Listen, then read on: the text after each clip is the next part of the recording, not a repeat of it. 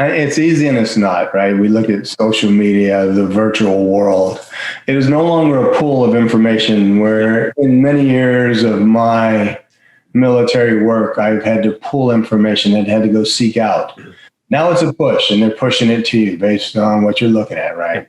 Balance it out. Take time by yourself with no information. Take time to go research stuff elsewhere, right? But you always have to find a way to let it go.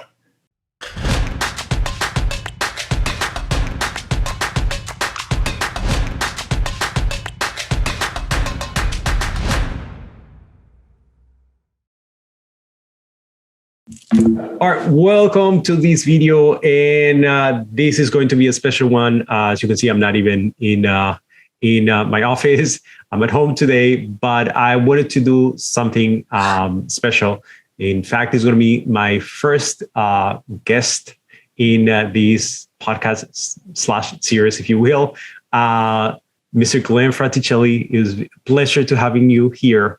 I wanted to talk to you for many, many reasons. And I know that the topic that we're going to discuss today might not seem in the beginning that is very relevant to biases, but if people have watched the last two videos, and hopefully they have, we kind of discussed that idea of focus and the importance that focus has in biases.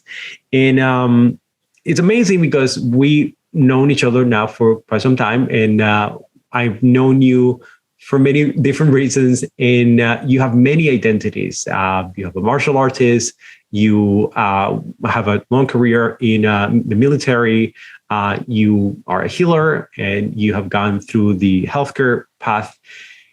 And I wanted to ask you a lot of things, but I wanted to first allow you to introduce yourself properly, and if you could tell us a little more on how your work is related, for example, to the topic that we're going to discuss today, mainly focus in a little bit of meditation and going through that route. So if you want, can you introduce yourself, please?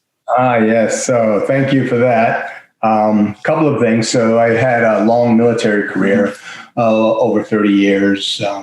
I've also had a long martial arts career, 50 plus years and still going. I have been a professional with the U.S. government as far as education, training, and development for many years. Went through academia, received my doctorate, double master's, and the other degrees you take to get there.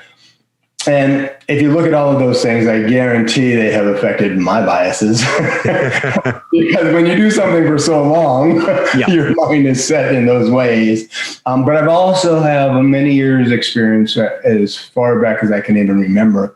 I think it's the first thing I remember doing. And that's before I knew it was meditation and mindfulness. I discovered that being a loner and someone who would sit by myself a lot, or be alone a lot, for many different reasons. I have that experience, and it's continued and developed along the way, along the 57, 58 years of that training, of that experience. And how has that affect, meaning your work, how has that affect the way that you have not only perceive things? Because one of the things, and maybe I should start by clarifying first what biases are, right? So when we talk about biases, a lot of people use that terminology in a way that could be confusing. It's very different from the people who study biases mean when they talk about bias. So I always start with the definition. In fact, one of the first videos that I did was on what biases are and what biases are not. And I clarified that basically a bias is a deviation from norm and logic, and it can have many phases. One of the many phases that it has is what most people understand by confirmation bias. And that is when you, for example, have a preconceived idea, you're constantly looking for things that prove your ideas and discarding all of the things that disprove you or prove you wrong, or they don't agree with you, right? So I wanted to ask you, since you have had, and I can only imagine, many experiences throughout your career in which you have been pushed through the limits, that I can only imagine how difficult that job might be. How is it? What are the things that you have done to prevent yourself from falling into that? And I know that that is impossible 100% of the time, but what do you normally do in order for you to avoid certain thinkings that could be considered biased? Well, I think a lot of it is in mindfulness and meditation, which I'll always jump back towards. Yes. It's helped me along everything along the way that I've come in involved with. It's mindfulness and meditation is like cultivating the accepting of this awareness of the present moment.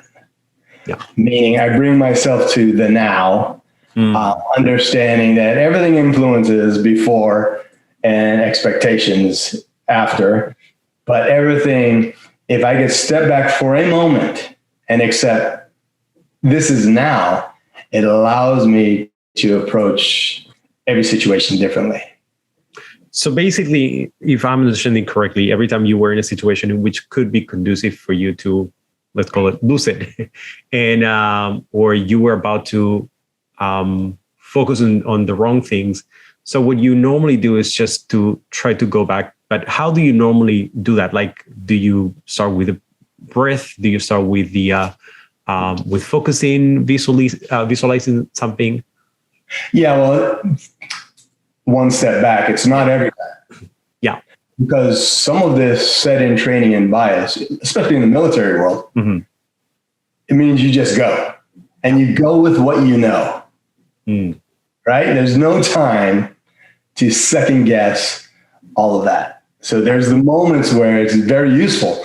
But what I mean is, sometimes when the ability is or the situation arises, I take a breath and I call it, and I've heard of it before. I forgot where I got this term from, but it's beautiful. It's called the sacred pause.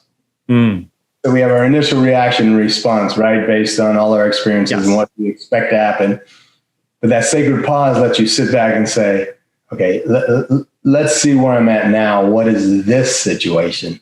As opposed to what may have been before. That's what it is. 9 times out of 10, it's the breath, or it's just the ability to think through, or to not think through, the ability just to appreciate what's going on at the time and not try to relate it to anything else. It's interesting that you're saying that you're expressing much better than I can. One of the things that when I was studying from a neuroscience point of view is always that idea of how does the brain work and why do we do the things that we do in order for us to achieve whatever we want to achieve, right? So if, for example, we're trying to calm ourselves down and then we're trying to visualize and think about, I'm not suffering, or that might not actually work because the first thing is to control the lizard brain, basically, by going to the breath, because it's a little bit more directly related to those feelings, for example, of anxiety. And the reason why I'm asking you that question is because working in the military, I can only assume that you probably have dealt with a lot of stress that most people don't have to, at least to the degree in which most people experience stress. Because yes, we all have stress in our day lives, and depending on the place that you live, some places are a little bit more conducive. Big cities tend to be famous for that.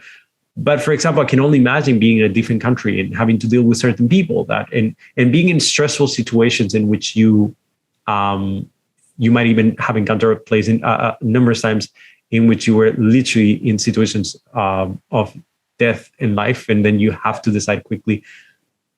How do you deal with that? Because if you can deal with that extreme, definitely you can bring that here and then take advantage of the experiences that you have here in a much safer time. So how do you do it? Yeah, well, I think a lot of it is in the military and in situations where there may be conflict or maybe situations that the elevation of threat is there. You go to your training, right? Immediately, that's what you do. You go to your training and you try to follow these steps. But you also have to realize that along these steps, there might be an additional step that was not taught to you. So you have to be able to, that's the moment you're like, okay, I'm adjusting this, or I'm standing down, or I'm moving forward, I'm taking these actions, but it's not just robotic. Like I go, you turn them on and I go. For some areas of the military, it's like that. It's like go, you go.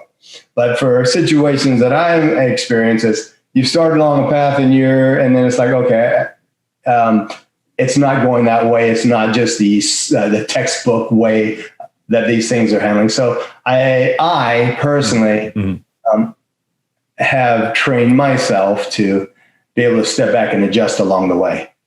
And I do that every day, right? So everything is different for me. And it's a funny thing because still I drive to work, and this is funny, and my wife wonders why I do this. I always drive a different path every day. So I do this because we were trained to do this in the military because you don't want to be set up for someone to track you. I do it for a different experience. So I use that, right? Instead of going, I go down here, I make a right, I go in here, I go around here, I'm there. Now I go down here. Sometimes I'll go this way, and sometimes I'll take another turn. And I do that just to experience what's along the way. And I find myself being able to adapt easier in many situations because I'm always training myself some way or the other. And it's fun, and it allows me to have different options and have different experiences and not be set on, I got to stop here and turn right. It's like, oh, I got to go this way. Oh, that's cool. I can go this. Oh, here's another way, So that makes me react that way in situations. And it's kind of funny, but I've taught myself to do it based on training that was rigid.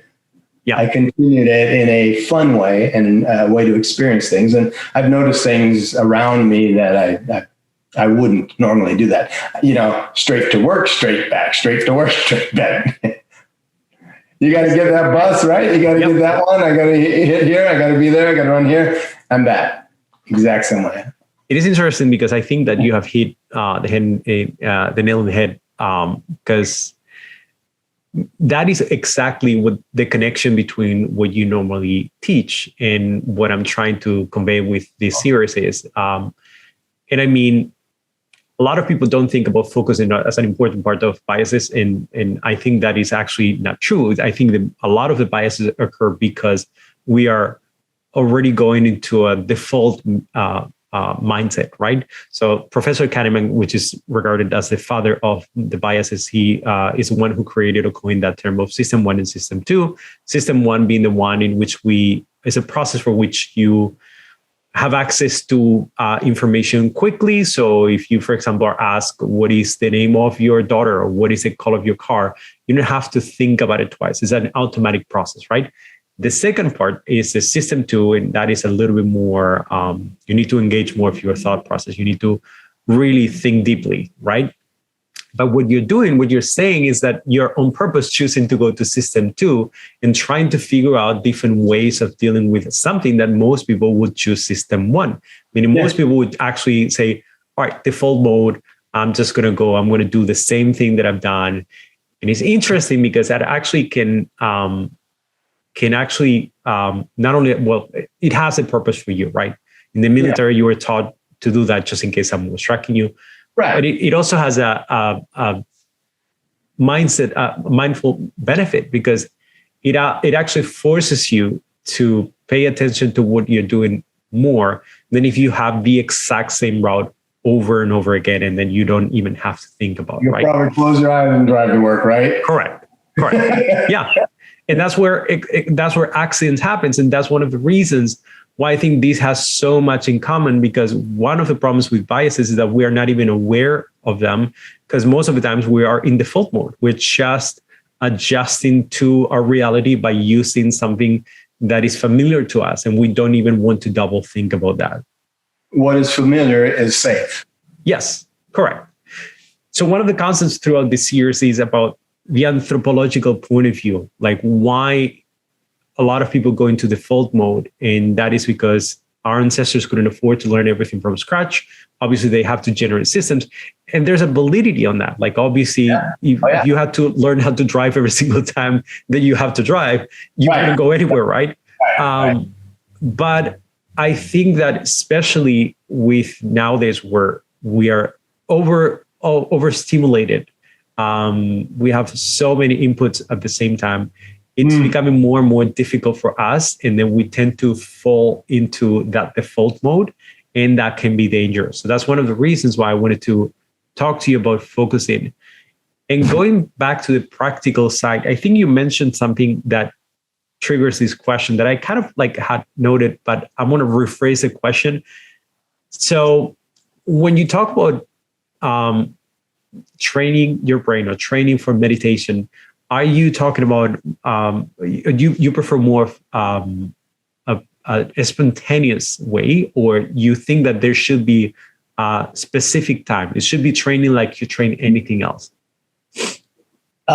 Yes, it's both, right? Okay. So I think early on I did it because I was alone a lot, right? So I'd sit there and I'd just look and breathe and try to do things with my breath, and it put me in a meditative state. It just like happened. I didn't even know what meditation was. But as I continued this, I found out that this was something, meditation. So I started reading about it and understanding benefits of it and looking into it and wanting to know my experiences a little better by putting labels that, people have studied on.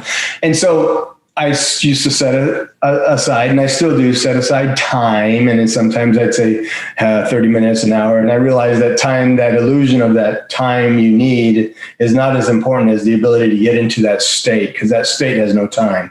If the state has no time, your mind thinks it is, whether it's an hour or 5 minutes, right? So I used to find a ritual, a sacred space, very familiar and safe, that I can sit there. I'm like, no one's going to walk by and think I'm weird, right? All these safety factors were on to find my space. And then, after I got down with that, it's like, okay, now I should be able to sit anywhere and just meditate. So I started to learn how to take a breath and just started to get in that state, because I remember what the state's like. I remember what it feels like moving into meditation. When I'm there, it's like, you don't really sense much when I'm deep into a state.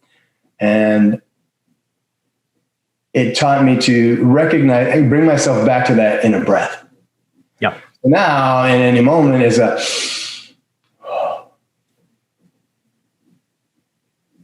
and the silence, right? That's uncomfortable sometimes. I enjoy that, right? That's the beauty of being. And I could have sat there for 5 minutes, Carlos, and had you just watching, but I know we got time. Can you imagine like a half an hour? Maybe it would be more practical. That's true. But the whole thing is I could have been there, right? Because it's just, I can go into that state, that awareness of the now. Because the most important thing is our discussion right now in my life, because this is the thing that's reality, right? And even though I do that, I've learned to now do it while I'm walking and moving, right? Yeah. The breath. And then you think of the different exercises in the Asian cultures, the Tai Chi Chuan, the Qigong, the different things. It's moving meditation, right? So I sit, I practice. I've learned to go into that state by having that practice, which I still do. And my latest thing is pretty amazing. I try to sit where there's chaos. So in the middle of the gym, there's a lot of noise and working out. So when I'm through with my exercise, I go sit by the wall and I meditate, and I bring silence, internal silence, with all that going on around me. Wow. And at first, when I started doing it, it used to be, oh, I wonder if people are watching me. Okay, let me make sure I'm in a good part. You know what I'm saying? All the ego stuff, someone's seeing me meditate, they're wondering what I'm doing. Now it's as I sit, and it doesn't matter. Few breaths, I'm there. I hear the clanking and the sounds, and pretty soon those go to the subconscious, and I drift off. And I don't time myself. Sometimes it's 5 minutes, sometimes it's 20. And when I'm through, I take my breath and walk out. But having that space in the middle of chaos, it's just another level of being able to just be aware. It's interesting because I see obviously more value on having the capacity to do that in an extremely noisy environment than just doing it when there's perfect in the middle of a mountain and no one is there, right?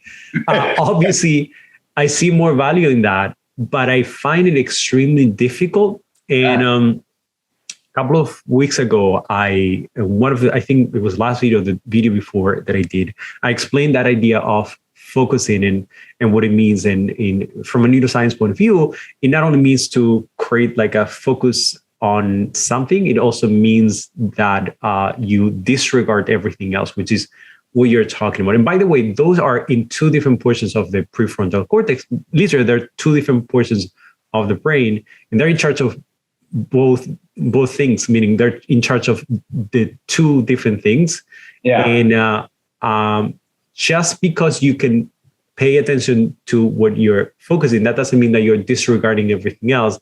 And if that's the case, then you won't be able to achieve that. So I was wondering, because as a person who has struggled his entire life, I have, with focus, would you advise to do that from the beginning, or would you advise the opposite and ease your way into that chaotic way of meditating?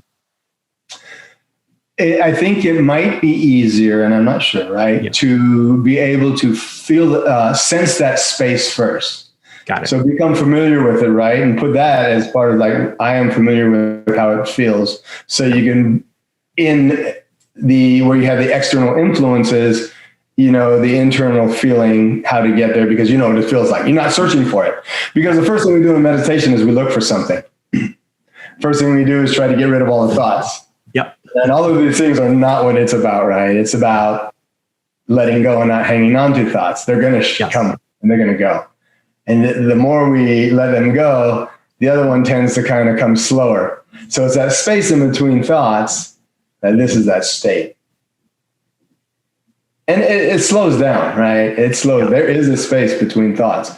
Sometimes we don't recognize it, and we don't because everything's just spontaneous.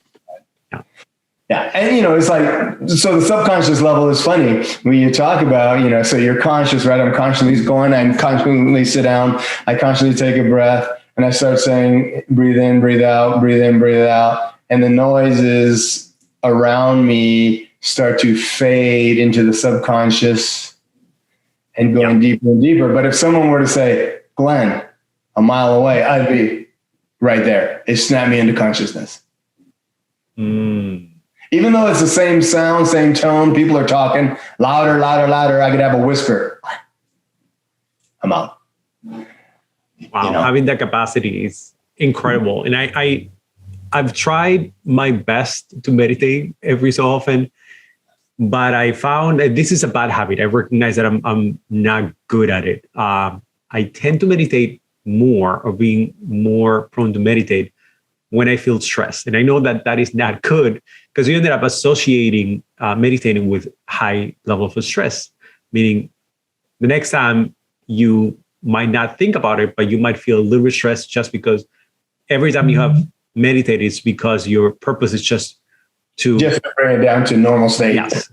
But you have mentioned, at least we have had this conversation in the past, in which you have mentioned that meditation is not only about like controlling the stress, not at all. Like, it's about way more than that. So can you elaborate a little bit more about that aspect, that it has nothing to do with controlling the stress?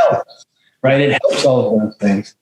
But like meditation and mindfulness, right? Kind of, there's mindfulness meditation, right? There's just meditation, and then there's mindfulness. So mindfulness meditation is when I'm meditating, but focusing on something. Yeah. You know, a mantra, a belief. Yeah. My breath. It's mindful. I am mindful that I am focusing on this. Yeah. But it takes me to a meditative state. Meditation is the loss of focus of those things. I don't want to. I just want to be here. And then the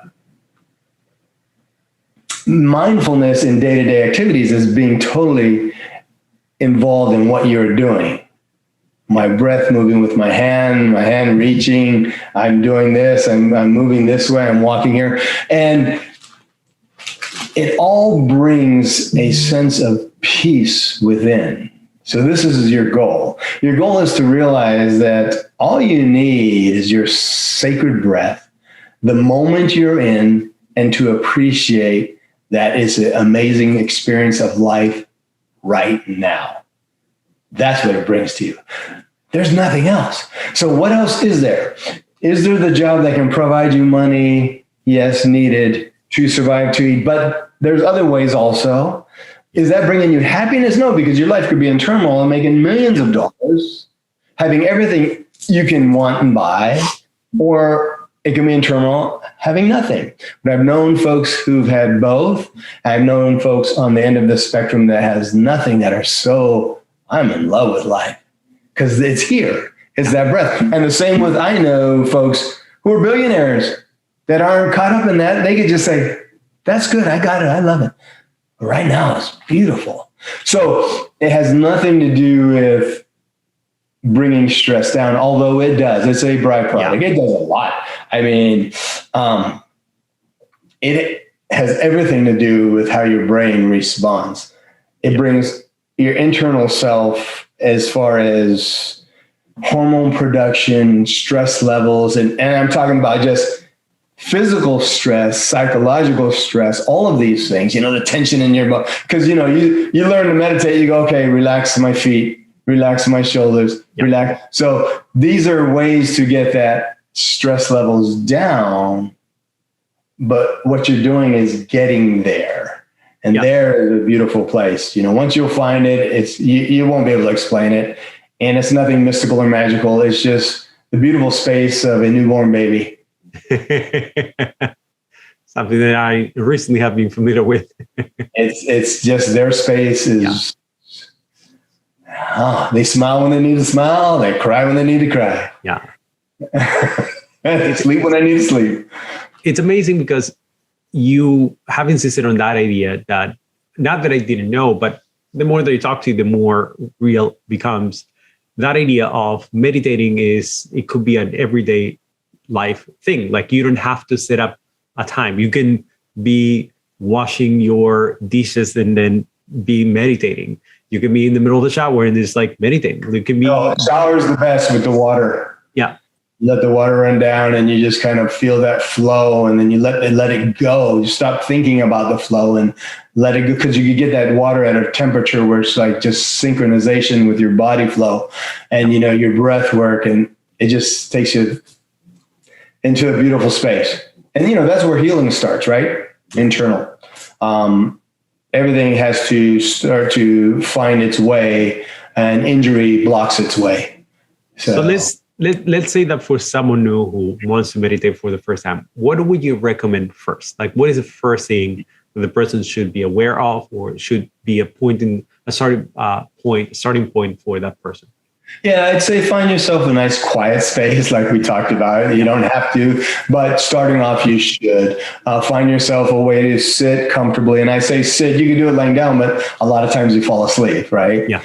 So sitting comfortably, find yourself where you have the time and you're not worried about rushing off somewhere else. So it doesn't have to be an hour. It doesn't have to be 30 minutes. And, there's the old saying, if you don't have 30 minutes in your life to meditate, then take an hour because you need more.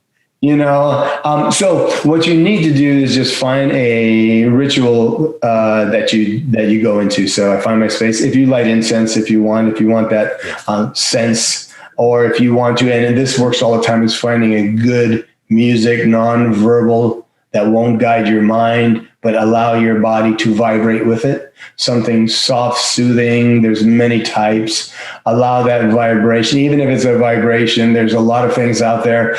And start finding your breath in that synchronization with the vibration. Yeah. And what you have to realize is your body and mind will follow your breath. Mm-hmm. Just like your breath will follow your body and mind. Yeah. Exercise, breathe harder, stress, emotions, breath changes. Change breath, emotions change, body changes. It's all right there.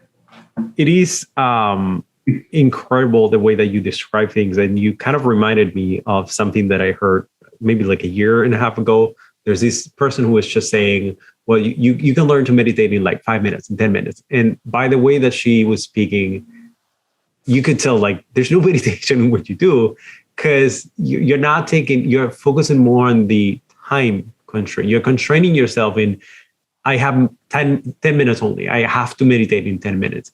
But that's not the purpose. You were talking about having the capacity of thinking in terms of how to get to a state rather than how to do it in one particular time. Right. And the second thing that you kind of remind me of is that you're talking about when you work out and then you sometimes are surrounded by people, and then you go into that chaotic environment and try to meditate and reach that point. But I always have thought that there's some component about physical exercise that is meditative as well. Like it's not only about the physical aspect of getting stronger, or although that also has obviously a positive side effect, but it's also the controlling of the breath and stuff like that. What importance do you give to physical exercise in meditation, in mental health? Like, how do you see that?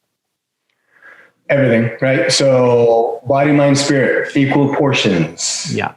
So the body has to be able to be as well trained and well efficient as the mind, and the mind has to also with the spirit. So, and one of my exercises when I do, I like to lift weights, right? And I like to work out and do these nice strenuous exercises. I don't overdo it. I don't underdo it. I'm at a good place. But I do it, right? My music, if you heard my music, it's not pumping me up. It's mellowing me out. So I'm in a Zen state, right? So in my mind, when I'm exercising, I'm listening to things that it's like, how do you work out to that? It's slow. I'm curious, what type of music do you listen to when you work out? I'd have to put some on right now because I couldn't tell you the names, but they're like meditation music. Got it. Like more of like Chinese flute and not. Somewhat, yeah, I have a variety of them, right? So vibrations, Orpheum, and just things that get me into this meditative state while I work out. And I'm like, ugh, and I'm going, yeah, but my mind's not. And then I stop and I let go, and the music takes me into that. Wow. So I stress. And I'll walk a little bit and I'll just look at something. I'll look, or it takes me to a place where I look at everything around me and I see in front of me and what's behind me. And I smile because I'm in the middle of this chaos and I'm part of that chaos. Yeah. And it's like, good. So, I mean, yeah, you gotta, it's funny because sometimes, hey, what you listening to? And they go, what? Everybody's listening to this music with a beat and a go and get going and it's all right here. Yep. When I'm working from right here. Yes. And it's like deep, right? So that's kind of like my thing. And as far as, you said you had somebody that you heard someone talking and they said that all you need is 5 minutes. Well, yes and no, right? You have to get yourself there. Yeah, it's like yoga in 5 minutes. But if you only have 5 minutes, it's best to try. And it's not, you gotta let go of the trying, you just gotta do. You can't judge I just can't meditate. Well, practice, right? And pretty soon you'll find, I try to stop thinking of something and it's not about thinking, just don't dwell on it, right? Let it go. It's clouds. Every thought is a cloud, let it pass. Yep. And that's the way I just put it in the cloud and it goes. And now that you're saying that, what portion does motivation has in what you do? Like, what is it? Is it important? Because up to the 2000s with the Tony Robbins in the 80s and 90s, not that I have anything against that, I've just clarified that, but there was a huge movement towards motivation and the being motivated as the main factor for everything. Basically, there was more focus on how to get motivated to doing something than creating mechanisms to do that thing. Do you think motivation is that important in terms of? Of course, motivation for what reason, right? Yeah. Do I want to get motivated to get rich just to be rich? Right? What is the purpose? So if it comes deep within, right, if there's a driving force beyond the richness or the riches or the result, if part of me being motivated is because I am motivated. I am motivated because I love to help people. I love to talk to them about things and I have passion for things. my end result is that I've done this. Yeah. That's all, right? Because the end result is every moment's end. It's the experience of the path. I'm not doing it at the end of the day so I can feel successful of having many people follow me what I'm saying. I'm doing it every day just so people along the way will get a sense of, oh, that's cool. I like that. And then you practice, hey, it's helped out and I found this direction. It's like at the end of the day, if I'm looking for that big payoff or that be successful, if that's the only driving force, you motivated. And when you get there, what happens? I'm looking for internal fulfillment. That way the external is nicer. If you look for external fulfillment. Because I think that there's a misunderstanding with what motivation means, right? Because I think that a lot of people think, well, if I don't feel motivated to do meditation every day, like it might not be worth it to even try that day, right? Kind of like as if meditation was so pure that you're afraid of tainting that with the thought of not being motivated. You know what I'm saying? Right. Right. And I think that there's some validity in the sense that obviously you cannot be unmotivated to do things all the time. But I used to think that there's some importance on doing things despite having a bad day. For example, like if you have a good workout ethic or if you are consistent on meditating, I think there's some benefits to that. So do you think that you should have that feeling every single time? Or do you think that, okay, so... No, you have to understand the ebb and flow of everything. Yes. And you don't have to be a monk. Yeah. Because there are a lot of times that people think that because you want to find a spiritual sense of yourself or internal peace, that you have to let go of everything external. Yeah. So the ebb and flow is you balance each. I practice my meditation, and I'm motivated to get and achieve things in life that would give greater experiences for me, my friends, my family, my loved ones. Yeah. While I balance back and always look for that internal growth, right? Mm. A lot of times, if I don't meditate for a while, and for me, I'm lucky that I practice enough that I can do it. I could just say, hey, I'm going to go use the restroom. And if I need to, if I'm finding myself a little man, that really got on my nerves, or that person's really bothering me, I'll just meditate on this instead of ignoring them.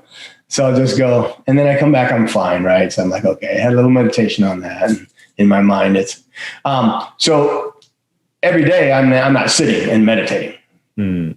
Every day I'm not, and if I don't, and there's sometimes where I got to get back to meditating, right? Because I'm feeling I've been driving this way. My pendulum was going here. I got to bring it back to here to get a little balance going, So, that's kind of my thoughts, and everybody's totally different with what their needs are. And, your motivation for what you want, a lot of it stems from what you've experienced in the past. Yeah, that is true. It's true. Like a lot of times when you feel that you are lacking something here, you're going to make sure that doesn't happen here if you're motivated. Yeah. I think a way in which I can tie it all out, and I think that is probably the main reason why I wanted to talk to you, is because right now, and I maybe it's just my perception, but I feel like a lot of people have been using the same terminology. People are divided more and more. And we can go into diagnosis about why that is happening right now, right? And I always hint a little bit that social media has something to do with that, in the sense that obviously it has been polarized. People have mentioned in the past that particularly about confirmation bias. One of the main reasons why it was not that easy in the past. It was always easy for you to find whatever you want, right? But I feel like right now, the main difference is that you don't have to do that work anymore. You don't have to do it, because in the case of social media, the platforms through the algorithms are designed to literally give you exactly what you have been looking for. So the more that you search for something, the more information that you are going to get that tells you exactly those things. So the more your reality is going to be skewed towards one side. So if you have that system that is already conditioning you into thinking 99% of the things that I see are siding with me, obviously, why would I think anything differently? If every single thing that I see is telling me that I'm right, if you add to that, to our anthropological need of finding comfort in familiarity, in something that gives us that sense that we understand our environment, like our own ancestors, that was their main idea. Yeah. How do you escape that? How do you normally escape that? Because one of the reasons that I started doing this series is first to clarify certain things about biases and what biases are not, trying to bring a little bit more positive attitude rather than, hey, you're biased and I'm going to tell you how to change, which is unfortunately what most of these anti-bias things are doing. But I also want to give a practical application for people to have something that they can use. And I think that there's a lot of validity in meditation, but in this side in particular that we are discussing right now, like the side of biases and confirmation bias in particular, how do you escape that already skewed system? Yeah, it's difficult. And sometimes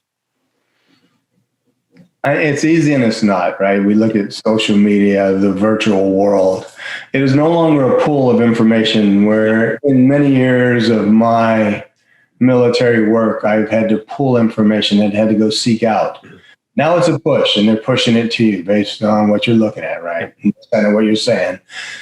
The problem is we are addicted to these devices that provide this push. Yes. So now we have an addiction, right? And we are, because, if the first thing you do when you wake up is turn on your phone and read what you need to read, and then, we get caught up in the likes and who liked it, who didn't. Oh my gosh, was that something wrong? Was that stupid that I put up there? Oh, I got a lot of likes. This is good. I want more, instead of it being a vehicle to express just what you're feeling, regardless if people like it or not. We have to balance out that, right? So a lot of times for me, I won't have my phone with me and my wife gets upset because she thinks all of a sudden there's this emergency. I said, I spent half my life with no phone. Good. Although I can't read a map anymore and it's hard for me to find places committed to memory because it's always there. Yeah. What I do is I put it down a lot, right? And I leave it alone. It's great for information. There's nothing better than our smartphones, our smart devices, the availability to have the information. You have to learn a few things, right? Balance it out. Take time by yourself with no information. Take time to go research stuff elsewhere, right? But you always have to find a way to let it go. Even if it's just an hour a day, because people are caught on it 24. People sleep with the phone next to them. Yep. People fall asleep with it next to them, wake up with it next to them. All they read is what they're being pushed. All they read is total brainwashing, not good or not bad, but your brain is being flooded and washed and replaced with experiences to what is considered to you now real. Yeah. And reality is right. It's really my perspective on what is. So I would say, a good tool and way to start is finding that meditation space, that space without the device, the walk without looking at your phone or talking to somebody. Yeah. Finding those times when you could do that and realize that there's so much. That's what life's about anyway. It's hard to tell people that, right? Life is just about that experience you're having right now. So if you want that to be in the virtual world, I'm honestly, I'm scared because it seems like we haven't learned that we are addicted and we're about to get even more addicted to something that is even more addictive. Meaning, I don't know if you heard of the metaverse and what they're trying to do.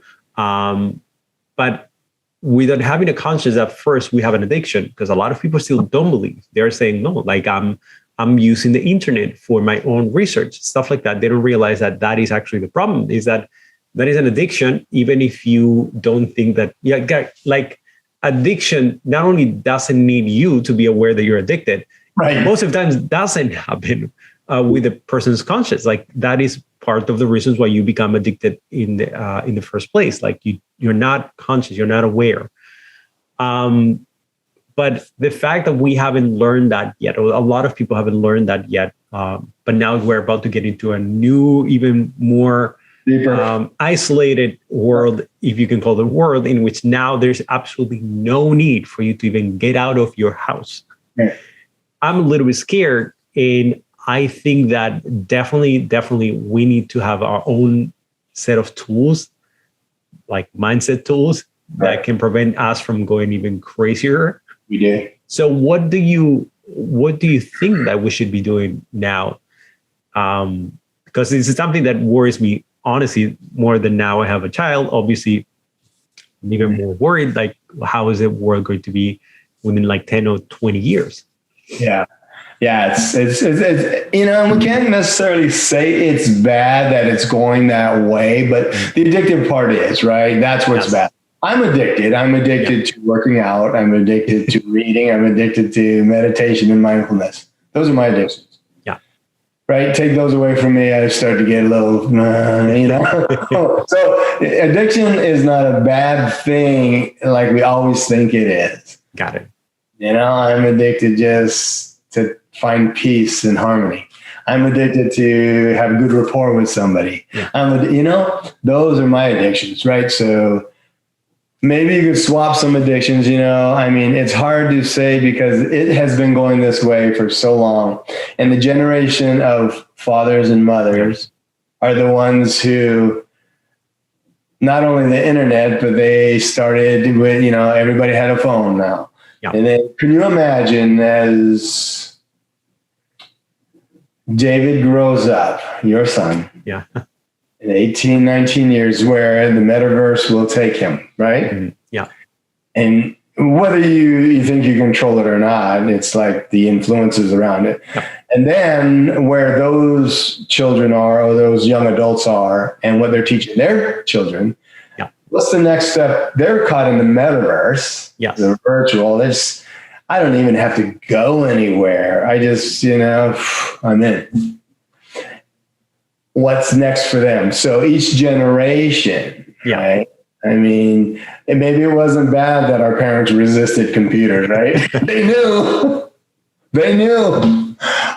That's exactly what I was actually thinking. I remember when my mom used to say, well, you are always on the phone. And it was just when I was just talking to people. But she was right in one sense.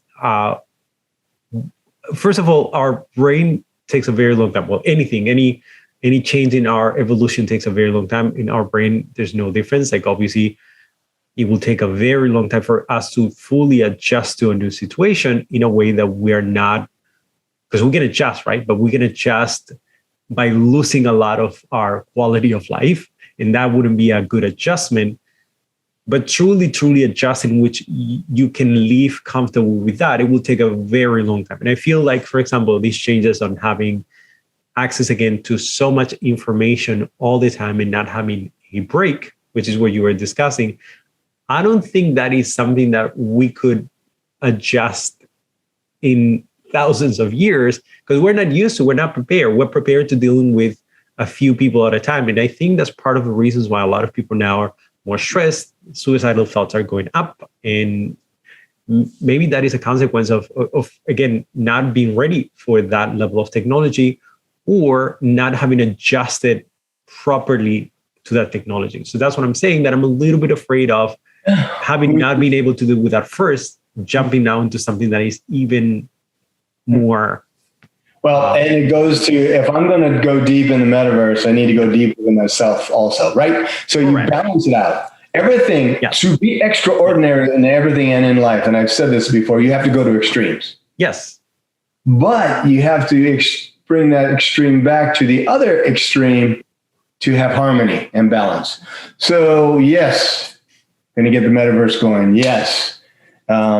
I'm addicted to all these things, but where's my, I'm going to now go to the other direction. Where am I going to have my inner peace? Yeah. All of the things, the peripherals and stuff, all of the tools we use to dial into our virtual world are external. Mm. Nothing's internal. Yes. Everything's cerebral. Yeah. Everything is what's being pushed to me, regardless of the source. Mm-hmm. I am relating to it, and it's becoming my addiction to read more and validate my feelings that I've had that I'm flooded with. It's all out here. I need to balance that back by finding my center, by being without. And so you need to find those times now. And, there's a lot of really good stuff and research out there and people out there, and they're even taking it too far, right? So there's you can, all of these new courses on meditation and mindfulness. Yeah.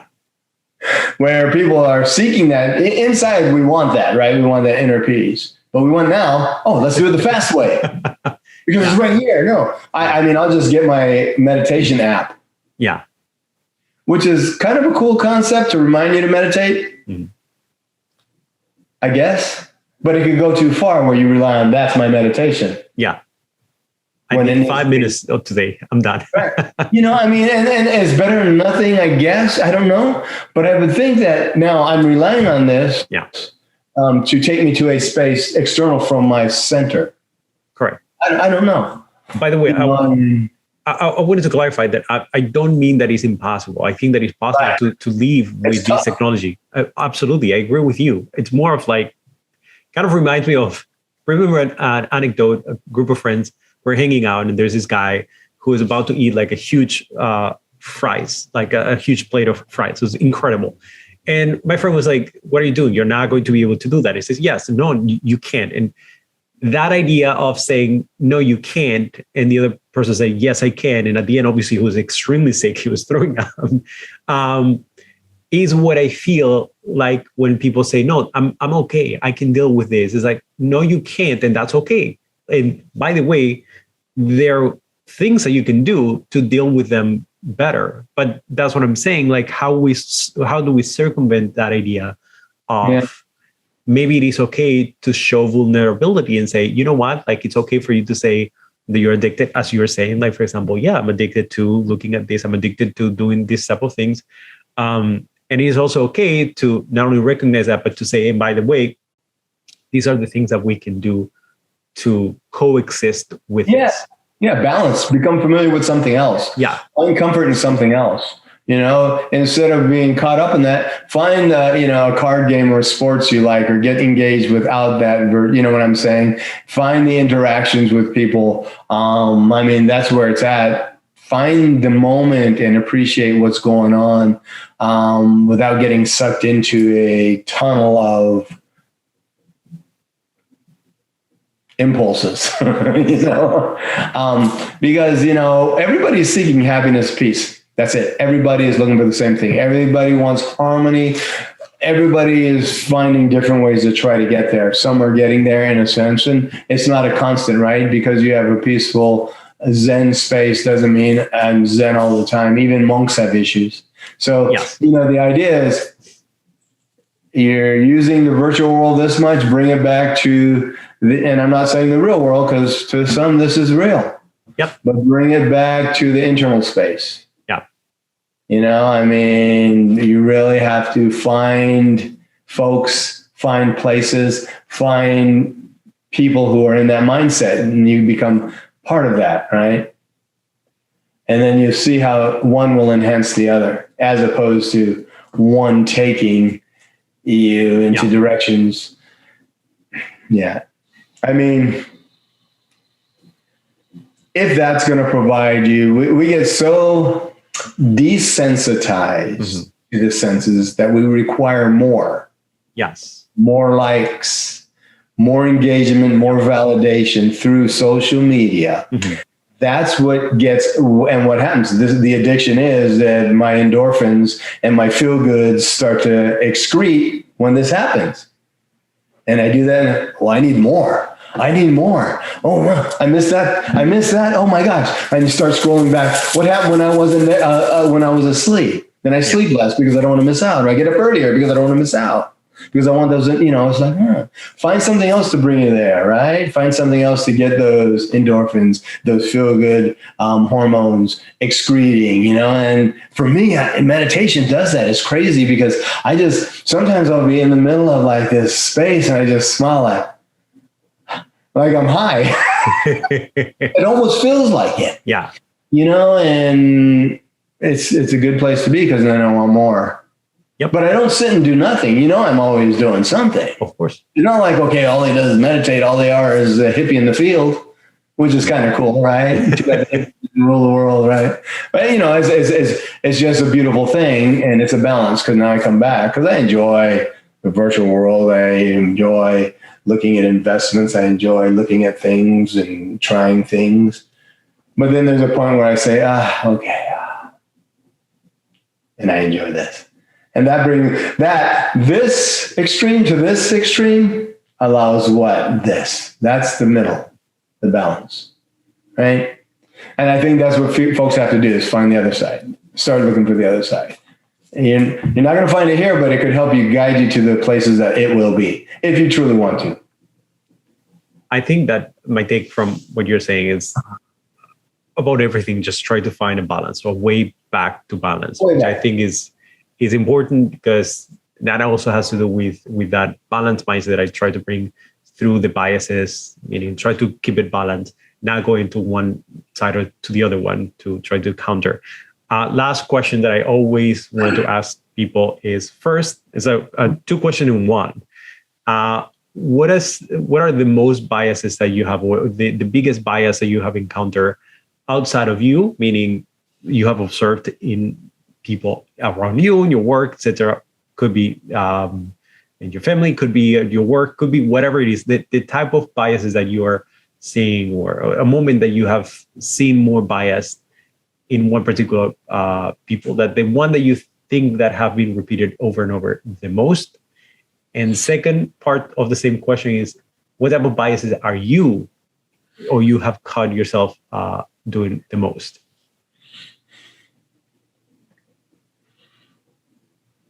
Well, second one first. Yes. For me, in my mind, initially, I always go to when people get upset about things that aren't even real. And I'm like, why do you do that? In my mind, I'm like, that's not even real. But in their mind, it is, right? Yeah. So immediately I'm jumping to this, like, what's wrong with you? Yeah. That's not real. What about now? This is the real, I'm like going through all this in my mind when they're upset about something that's going to happen. Yep. That's going to happen. Yeah. Meaning it hasn't and it might not. Yeah. And that's what and so I have to like, I'm like, they just don't get it. So you are a present type of bias in the sense that you are focused on the present, and whatever it is the person is not focusing on the present and catastrophizing in the future, that is what triggers your biases. Yeah. All right. Because here's the thing, for me, I'm not always in the moment, but I always can come back to it. I always take that sacred pause, I said, that breath, and just kind of, okay, what's really happening? Or when I find myself getting upset, it's like, it's not real. It's not, So I kind of work through it, and I'm like, my thing is like, why are they going there? I have that. In the second, the first part was again, the one that you see the most in other people. One is the one that you see the most happening to you, and the other one is how you see, like the one that you see repeated more in people. That's a hard one.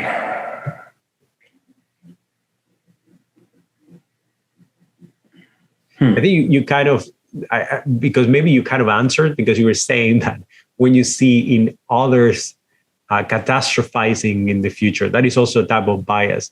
So could it be that is the one that you see the most, and that's why it just bothers you? No, I think it's on the political side, right? So I'm thinking more like recently, everybody are to the extremes on politics, right? I'm either with this or I'm with this. Yes. None of both are Both are bad. Political in a sense of the way it's being played out on the world stage. Yes. Because politics aren't bad. Yeah. Players of politics tend to be bad. Yeah. So the way it's being played out on the world stage, especially in the United States, that it's either this or it's this. Yeah. And so many people on this side have these preconceived notions about the people on this side. Yeah. And they're very much, I mean, that's kind of like where I'm thinking that's so in my face. And every day I deal with it because there's always a comment or there's always someone saying something about, oh, those this or oh, those that. And it's them and it's them. Correct. And because why? It's because what you're being pushed. Yeah. I'm looking up good things about the Democratic Party, and they're pushing me good things. I'm looking bad things about the Republican, and they're pushing me bad things, or vice versa.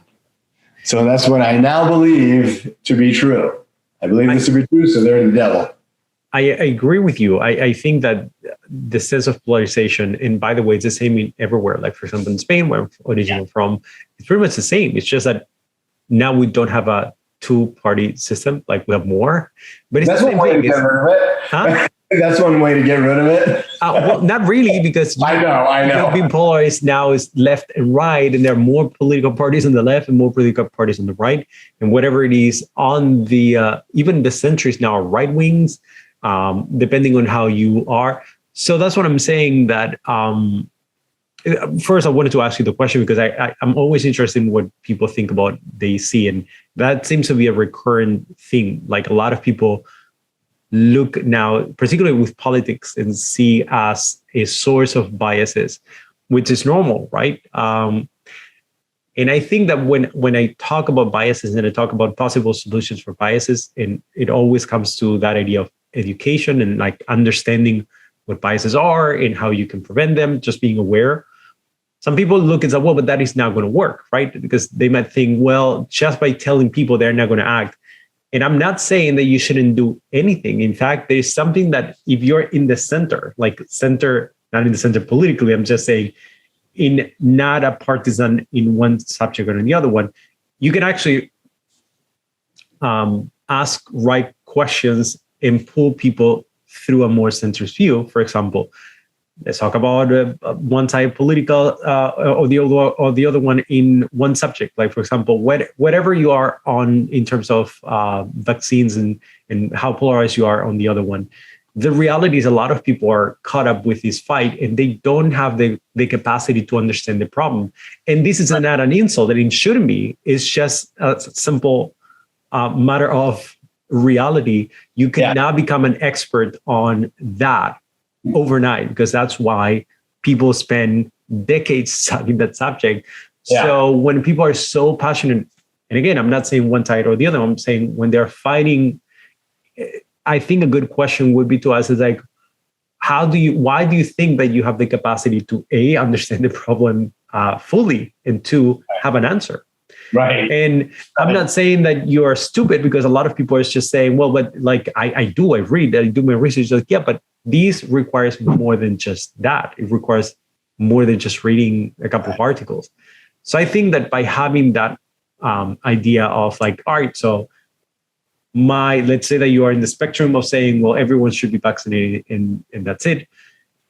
But if you think about it from an anti-bias or like a centrist point of view, you should say, well, I don't know the consequence either, so I can see myself understanding the other side by thinking, right. I don't know enough, for example, when people are discussing about the consequences, stuff like that.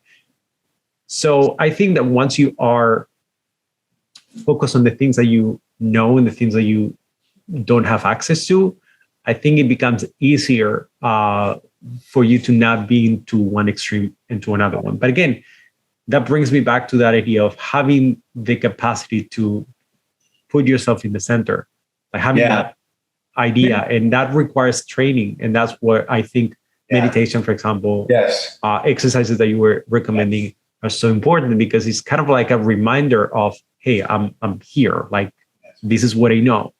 I don't know if that makes sense. Yeah, it does very much, because the way I think, and I'm not saying I'm an expert on it, but the way the human animal is, they are always searching for the validation of something, right? Yeah. I think that we never experience the same thing. We may be in the same situation, but our experience of it is very different. Yeah. Past, present, all of that feeds into our interpretation. Yeah. So a lot of times what's happening is this is what, and we're going political, this is what this party is saying. Everything they say is true. Yeah. This is what they say. Everything they say is true. Yeah. That center says, what do I at this moment think about this situation that they're in right now? Yeah. And how do I interpret it as it's happening? Yeah. Not just because, that party is saying it's right. It's right. No, it's like, I don't know. So I'm going to go right. So for many years, I was voting as Republican. Then for certain reasons, I didn't. Because along the way, being in the military, Republican was very military friendly on certain things. Yeah. The Democrats had a lot of great things when it comes to environment and all of that, but I had to balance out which way I voted. Yeah.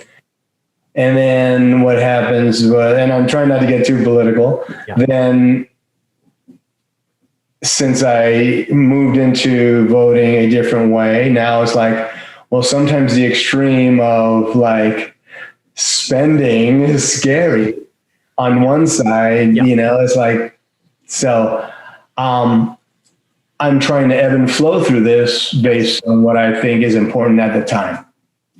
I think you have pointed out. And so it's, trying to be balanced. I'm not stuck. I think you pointed out something very, very important on that idea of once you are in one side, it's easy for you to see the other side as the culprit of everything, right?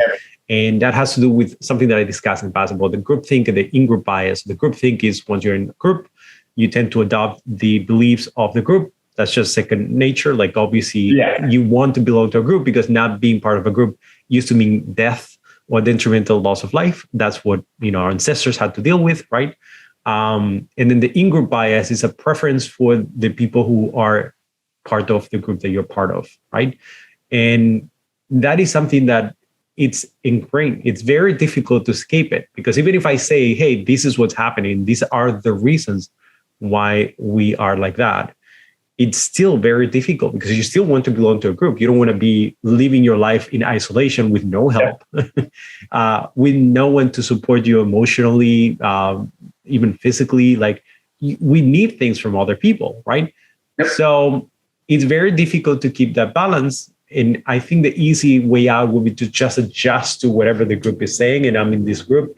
And it also has a beneficial effect from a psychological point of view, because just by having a point of view, now you kind of understand your surroundings, right? Like you understand what's going on, like you feel safe. Yeah, safety. If someone takes that from you, you will get mad. And that's one of the reasons why a lot of the times people on the other side become radicalized and people on your side become radicalized because you see the other side doing something that will take from you that sense of safety, sense of security. So I think that it's very difficult, again, even if we understand that, it's very difficult for us to just say, all right, I'm going to try to be that balance. It's not easy because that would mean that you might actually not have a good rapport with people on your side or the other side, and you will be in isolation. Yes. So what do you think about that? Like having that balance, but then also like saying, all right, I don't want to be isolated. I don't want to be alone. Yeah. And so some of the tools and skills, for me, especially what I've tried to do is develop ways to understand, relate, interpret, and be part of both, right? So I can be part of this human community instead of a specific community. It's like, it goes from what? Egocentric, it goes to ethnocentric, and then it goes to like cosmocentric, right? So the ego, the ethno, my surroundings, my group, cosmic is the world. Yes. So I want to be world-centric, where I believe that I can have a part to play and have a contribution and can receive contributions from everything, every culture, which to me is, beautiful. Everything in the cosmos, the balance between the sun, the moon, and the earth, the pull that allows us to rotate perfectly and harmoniously so we live, that all the way trickling down to being by myself in a field. Right. So this is my world in my mind. And to do that, I develop rapport with folks. I don't get angry because they hang out with this guy or that guy. I have individuals where I have maybe issues with what they are doing. But, I try to, and it's hard. And I think it helped me by being a loner first instead of being group, then standing alone. For me, it was lone, group, balance of both. Yeah.